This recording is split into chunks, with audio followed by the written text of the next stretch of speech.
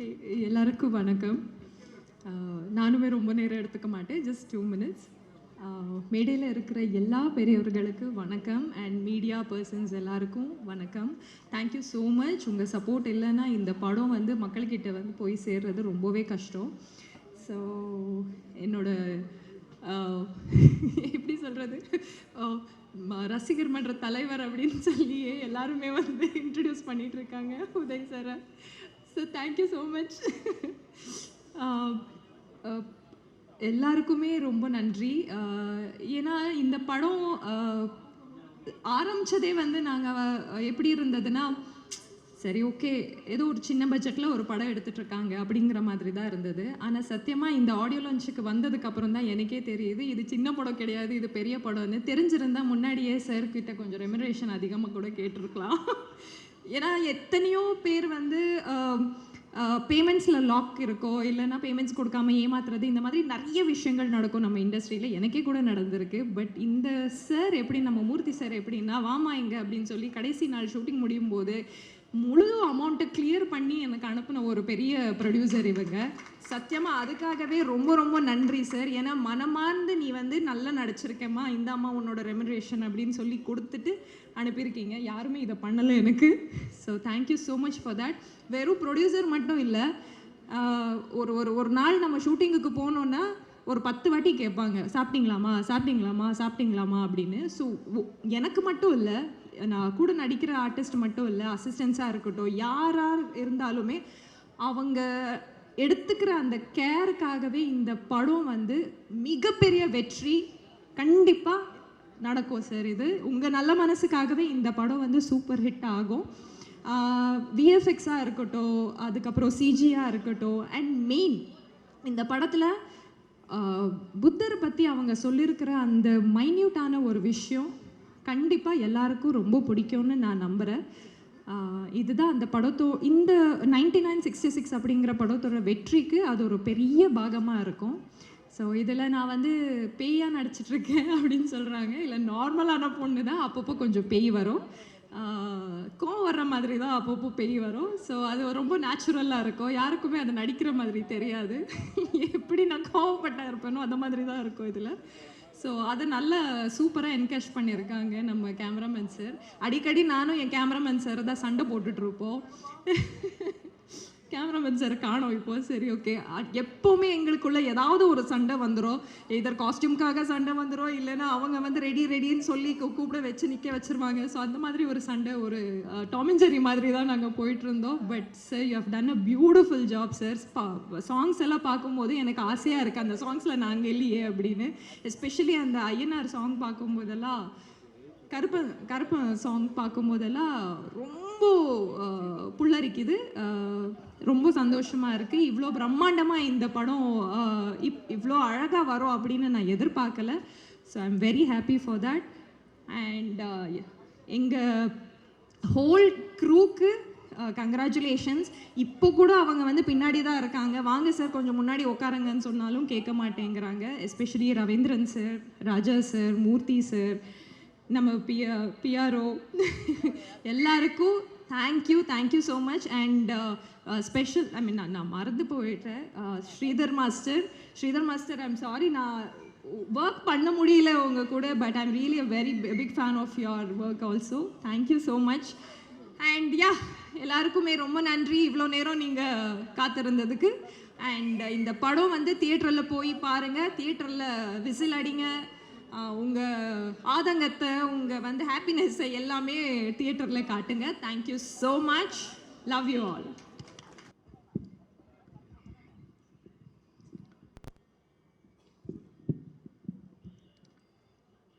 எல்லோருக்கும் வணக்கம். இங்கே வந்திருக்கிற press and media friends and இந்த ஸ்டேஜில் இருக்க திரைத்துறை சேர்ந்த பெரிய பெரிய பர்சன்ஸ், என்னோடய ஃப்ரெண்ட்ஸ், ஃபேமிலி, எல்லோருக்கும் என்னோடய வணக்கம். இந்த நேரம் இது என்னோடய ஸ்பீச் மட்டும் இல்லை, இது என்னோடய ட்ரீம் கம் ட்ரூ மொமெண்ட்டு கூட தான். நான் ஒரு சவுத் சைடில் இருக்கிற ஒரு சின்ன கிராமத்துலேருந்து வந்த ஒரு பையன், மணப்பாறை பக்கத்தில் கோட்டைக்காரன்பட்டி. என்னோடய பேர் ரோஹிந்த். என் ஊரை பொறுத்த வரைக்கும் சினிமானா ஒரு ஸ்க்ரீன் இல்லை, ஒரு ஸ்பாட்லைட் இல்லை, ஆனால் கனவு மட்டும் இருந்துச்சு. ரொம்ப ஒரு மாதிரி தேங்க்யூண்ணா. ஸோ கனவு மட்டும் இருந்துச்சு. ஆக்சுவலி பஸ் ஸ்டாண்டில் ஹீரோவோட ஃபேஸ் போஸ்டரில் பார்க்கும்போது நானும் எனக்காச்சும் அங்கே ஒரு நாள் இருக்கணும்னு ஆசைப்பட்டேன். ஸோ இன்றைக்கி இந்த ஸ்டேஜில் உங்கள் முன்னாடி நிற்கிற நான் தான் அந்த பையன். ஸோ அதுக்கு சப்போர்ட் பண்ணவங்க எல்லாருக்கும் நன்றிகள். எனக்கு தெரியும் இந்த இண்டஸ்ட்ரி வந்து அவ்வளோ ஈஸி இல்லைன்னு, ஆனால் கஷ்டம் இருந்தால் தானே வேல்யூ இருக்கும். ஸோ எனக்கு இந்த ஆப்பர்ச்சுனிட்டி கொடுத்த என்னோடய ப்ரொடியூசரான திரு மூர்த்தி சார், உங்களுக்கு ரொம்ப பெரிய நன்றி சார். அண்டு ஏன்னா ஒரு புதுமுகத்தை நம்பி, ஒரு கனவை நம்பி இந்த பையனுக்கு ஒரு வழிகாட்டியாக இருந்திருக்கீங்க சார். Thank you so much sir. And இந்த படத்தோட க்ரியேட்டிவ் டைரக்டரான Ravi sir, DOP Raja sir, editor Meenakshi Sundaram அண்ணா, பிஆர்ஓ புவன் அண்ணா, அண்டு இந்த படத்தில் ஒர்க் பண்ண பிரியன் சார், ஸ்டான்லி அண்ணா, Harris brother, Silva brother, and all the co artist and entire crew of 99/66 உங்கள் எல்லாருக்கும் என்னோட மனமார்ந்த நன்றிகள். ஃபஸ்ட்டாக என்னோடய அப்பா, அம்மா, தங்கச்சி, உங்களுக்கு நான் மனமார்ந்த நன்றி நான் சொல்கிறேன். ஏன்னா நீங்கள் என்னோடய சின்ன வயசில் கையை பிடிச்சி நடக்காமல் இருந்திருந்தால் இன்றைக்கி இந்த ஸ்டேஜும் இருந்திருக்காது, இன்றைக்கி உங்கள் முன்னாடி நான் நின்று பேசியிருக்கவும் முடியாது. இங்கே இவ்வளோ தூரம் கான்ஃபிடண்ட்டாக பேசுகிறதுக்கான ரீசன் கண்டிப்பாக அதை நீங்கள் தான். Thank you so மச்மா. அண்ட் செகண்டாக என்னோடய ஃப்ரெண்ட்ஸ், என்னோடய சக்ஸஸில் மட்டும் இல்லை, என்னோடய ஃபெயிலியர்ஸ், என்னோடய ஸ்ட்ரகிள்ஸ், என்னோடய சைலன்ஸ், எல்லா இடத்துலையும் நீங்கள் கூட நின்றுருக்கீங்க. ஸோ நீங்கள் இல்லாமல் கண்டிப்பாக நான் இல்லை. ஸோ அதுக்கும் உங்களுக்கு நன்றிகள். இங்கே தமிழ் சினிமாவுக்கு ஒரே ஒரு விஷயம் மட்டும் சொல்லணும்னு ஆசைப்பட்றேன். இது இண்டஸ்ட்ரி இல்லை, இது ஒரு சாமி. இந்த இடத்துல நிற்கிறதே ஒரு ஹானர், இங்கே இருக்கிறதே ஒரு ரெஸ்பான்சிபிலிட்டி. கண்டிப்பாக அதை நான் காப்பாற்றுவேன். உங்கள் முன்னாடி நான் சொல்கிறேன், கண்டிப்பாக அதை காப்பாற்றுவேன். செகண்ட், கடைசியாக ஒரு விஷயம் மட்டும் உங்களுக்கு சொல்லணும்னு ஆசைப்பட்றேன். ஏன்னா ஒரு சின்ன பையன் சின்ன கிராமத்துலேருந்து பிறந்து இங்கே சிட்டிக்கு வந்த கதை இல்லை, இது ஒரு கனவு, கஷ்டத்தை ஜெயிச்சு வந்து இங்கே நிற்கிற கதை. ஸோ இதுதான் என்னோடய ஆரம்பம். உங்கள் அன்போட இந்த பையன் ரொம்ப தூரம் போகணும், அதுக்கு நீங்கள் எல்லோரும் சப்போர்ட் பண்ணணும். என்னோடய படம் 99/66 தேட்டரில் ரிலீஸ் ஆகும்போது நீங்கள் எல்லோரும் பார்த்து சப்போர்ட் பண்ணுங்கள். இங்கே இருக்க எல்லா பேருமே ஜெயிக்கணும். அண்ட் முக்கியமாக ஸ்ரீதரன்னா, நான் அவங்க கூட நான் டான்ஸ் ஆட முடியல, பட் ஆனால் கூடிய சீக்கிரத்தில் நெக்ஸ்ட் படத்தில் அண்ணா கூட நான் டான்ஸ் ஆடுவேன், அதுவும் நடக்கும். அண்டு உங்கள் எல்லாருக்கும் நன்றிகள். கண்டிப்பாக படத்தை பார்த்து சப்போர்ட் பண்ணுங்கள். Thank you so much.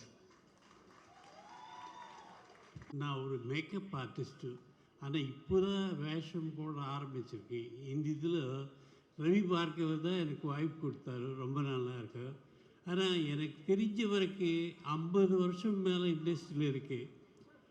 D Rajendar sir தான் எல்லாமே பண்ணார், இசை, ஸ்க்ரீன் ப்ளே, டைரக்ஷன், எல்லாமே ஹீரோ எல்லாம் பண்ணார்.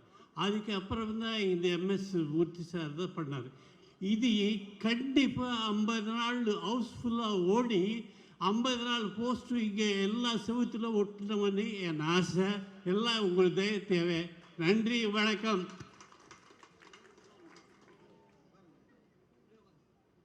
எல்லாருமே ஆண்கள், மிகப்பெரிய பதவியில் பொறுப்பில் இருக்கக்கூடிய முக்கியமான நபர்கள் இருந்தாலும் எல்லாருடைய கண்ணும் ஒருத்தர் மேலே தான் திரும்புது. அவங்களுடைய அழகுக்காக மட்டும் இல்லை, அவங்களுடைய திறமைக்காகவும் தான். ஸோ அவங்க வந்து சீரியலில் வர ஆரம்பிச்சதுலேருந்து இப்போது நாயகியாக, கதாநாயகியாக வளம் வந்துட்டு இருக்கக்கூடிய இந்த மொமெண்ட் வரைக்கும் முழுக்க 100% அவங்களுடைய முழு திறமையால் மட்டுமே வந்து உயர்ந்துட்டு வரக்கூடிய ஒரு கதாநாயகியாக இருக்காங்க. எந்த அளவுக்கு கேரக்டரில் பயங்கர போல்டான பர்ஃபார்மன்ஸ் கொடுக்குறாங்க, அந்த அளவில் வாழ்க்கையிலுமே பயங்கர போல்டான ஒரு லேடியாக வளம் வந்துட்டு இருக்கக்கூடிய நம்ம எல்லாருடைய ஃபேவரட் அண்ட் 99/66 படத்துடைய கதாநாயகி ரச்சிதா மகாலட்சுமி அவர்களை பேசுமாறு அன்புடன் அழைக்கின்றோம்.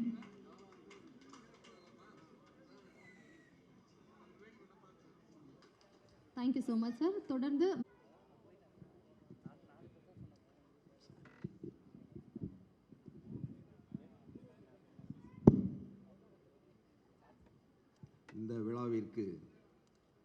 புரிந்திருக்கும் ரசிக பெருமக்களே, இந்த விழாவினை சிறப்பித்துக் கொண்டிருக்கும்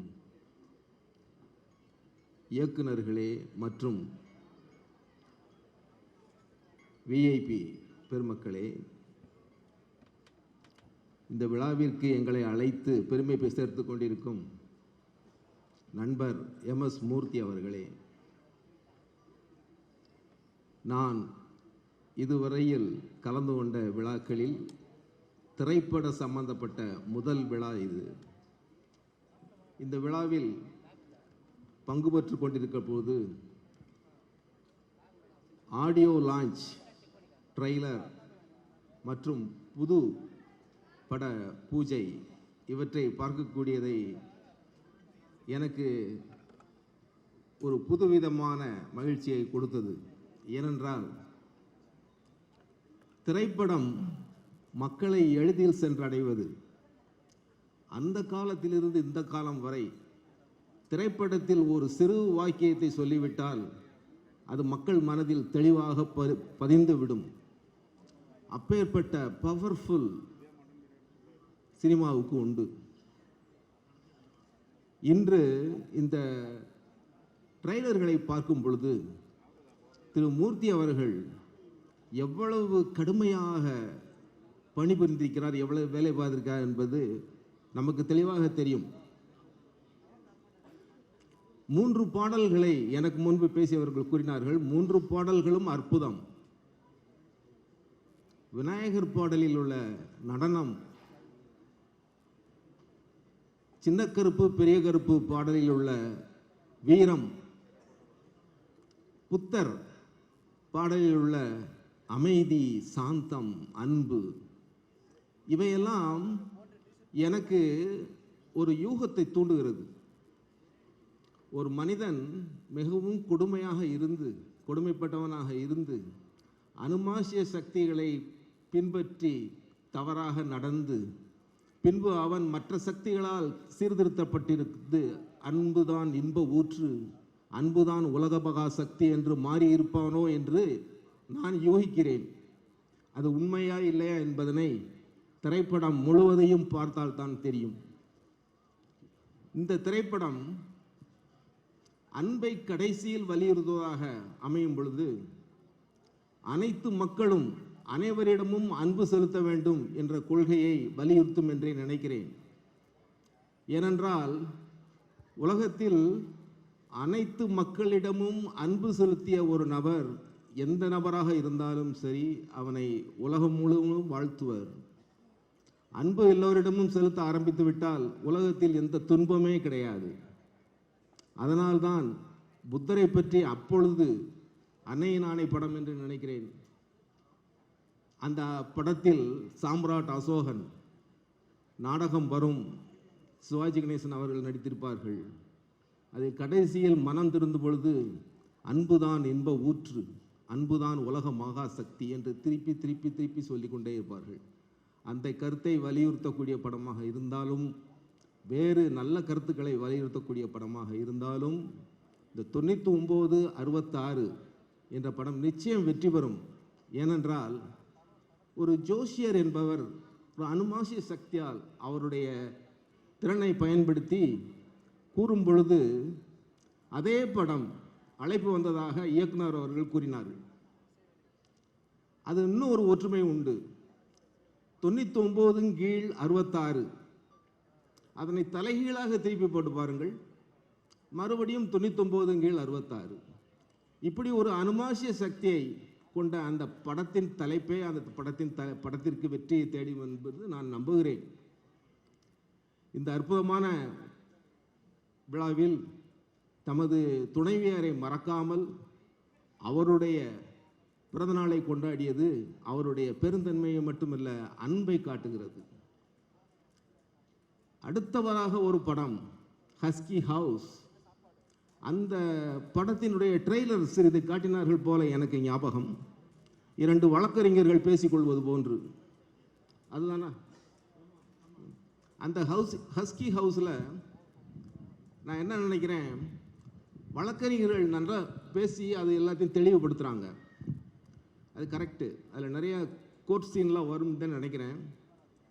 நான் இயக்குனர்கள் இங்கே வந்திருக்கும் இயக்குனர்களையும் சரி, தம்பி எம்எஸ் மூர்த்தியையும் சரி கேட்டுக்கொள்வதெல்லாம் என்னவென்றால்,